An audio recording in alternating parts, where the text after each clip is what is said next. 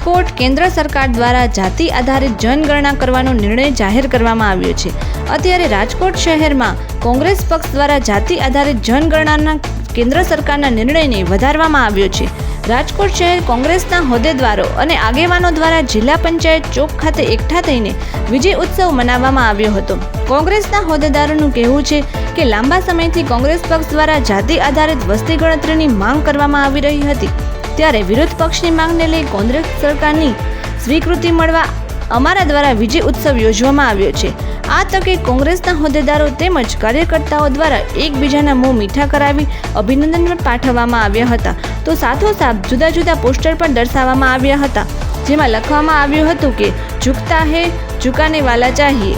ની જરૂરિયાત આપણો દેશ વિવિધતામાં એકતાના દર્શન કરતો અનેક નાની મોટી સમસ્યાઓથી ઝૂલતો પ્રદેશમાં જાતિ જનગણનાનો એટલે કોંગ્રેસ પક્ષ દ્વારા માંગણી હતી કે નબળો જે વર્ગ છે પીડાતો એના પ્રશ્નો સોલ્વ ત્યારે જ થાય કે જાતિ ગણના કરીએ અને એમાંથી ઉદ્ભવતી પ્રશ્નોના સોલ્યુશન થાય।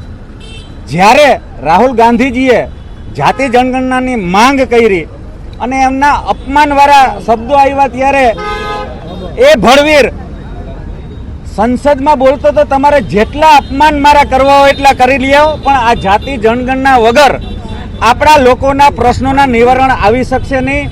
આજ નહીં તો કાલ હું જાતિ જનગણના કરીને જ જંપીશ અને એ કરાવીને જ જંપા। હું સરકારને પણ આવકારું છું કે જેને સાચી વાત સાચો માર્ગ વિરોધ પક્ષે આપ્યો તો એ અપનાવ્યો।